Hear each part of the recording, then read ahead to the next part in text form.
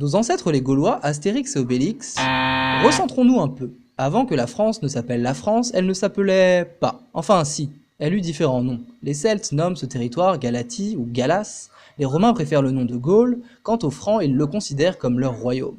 Bref, qu'y a-t-il avant la France? Alors posons-nous la question, et avant la France, un territoire stable et unifié, ou un territoire de brassage? Pour répondre à cette question, nous partirons du peuplement à l'époque de la préhistoire. Ensuite, nous verrons les grandes migrations ainsi que les grandes invasions qui ont brassé le peuplement de ce territoire. Enfin, nous verrons la fondation du royaume franc. Au cours de la préhistoire, plusieurs générations et espèces d'hommes ont évolué sur ce territoire. Nous le savons grâce à l'analyse de sources telles que les ossements, les outils, les traces de feu, les restes d'habitation et les graphismes.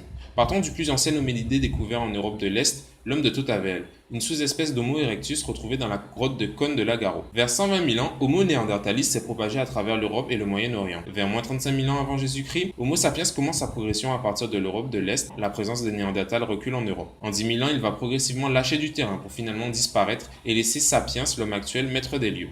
Au fil de ces mouvements migratoires, on peut observer l'évolution des différents outils retrouvés sur différents sites archéologiques. Vers moins 10 000 ans avant Jésus-Christ, c'est la fin des grandes glaciations. Les hommes se sédentarisent progressivement. Le néolithique commence vers 6500 ans avant notre ère avec l'introduction de l'agriculture et de l'élevage, puis apparaissent l'écriture à moins 4000 ans avant Jésus-Christ, la céramique et la culture du lin pour en faire des tissus à moins 3000 ans avant Jésus-Christ. En moins 800, des Celtes d'Europe centrale, descendants de populations du Néolithique, commencent leur migration vers l'ouest du Rhin. Des fouilles archéologiques montrent qu'ils s'y installeront majoritairement au nord et formeront plusieurs groupes composés de petites entités. Les Romains nomment cette civilisation celtique aux propres outils et techniques de survie, les Gaulois, et leur territoire d'occupation la Gaule. Au sud de ce territoire, des Grecs venus de la cité de Phocée fondent la cité de Massalia en moins 600, centre commercial méditerranéen. En moins 58, Jules César, général et consul de la République romaine, décide de diriger la conquête de la Gaule. En moins 52, plusieurs tribus gauloises se révoltent contre les Romains avec en tête de la révolte le jeune chef Arverne, Vercingétorix. Selon des écrits de Jules César, ils gagneront la bataille de Gergovie et pendant celle d'Alésia où ils se rendront aux Romains. Après ces batailles, en moins 50, commence la romanisation de la Gaule. Les Gaulois acceptent donc la culture romaine sans pour autant que leur civilisation ne disparaisse. On parle donc de la civilisation gallo-romaine. Premier siècle avant Jésus-Christ, l'Empire romain s'étend sur toute la Méditerranée, un vaste ensemble qui comprend l'actuel territoire français. La civilisation romaine a acquis ces territoires au fil des invasions et migrations suscitées par les guerres. La plupart des peuples installés en Gaule sont alors des non-romains, c'est-à-dire des peuples autochtones ou venus d'ailleurs, qui acceptent l'administration romaine, mais conservent leurs propres lois, culture et cultes religieux, ceci en échange d'un service militaire.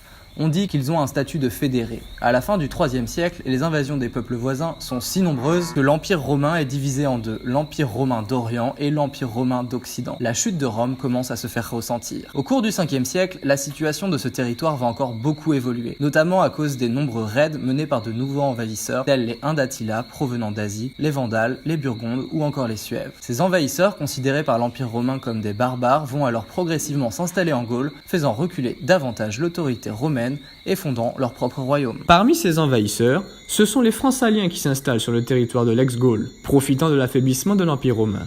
Clovis, âgé alors d'une quinzaine d'années, est leur roi. Aucun écrit contemporain à son règne n'existe, cependant. On s'appuie donc sur une source de seconde main, écrite par l'évêque Singuer de Tours, l'histoire des Francs.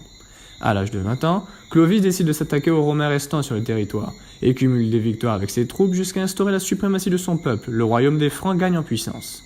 Après avoir mené une politique guerrière de raid et d'expansion de son royaume, Clovis meurt le 27 novembre 511. Ses fils poursuivent son œuvre et confirment la domination sur les Gaules de la dynastie que l'on nommera mérovingienne en l'honneur de leur ancêtre Mérové.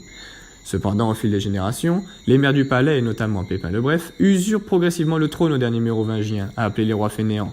Celui-ci devient roi des Francs en 751, par ce qu'on appellera le coup d'état carolingien, instaurant une nouvelle dynastie, celle des Carolingiens, en l'honneur de son père Charles Martel. Son fils aîné, Charlemagne, Charles, ou dit Charles le Grand, s'impose ensuite et devient l'un des plus grands souverains de l'Europe de l'époque en conquérant un large territoire.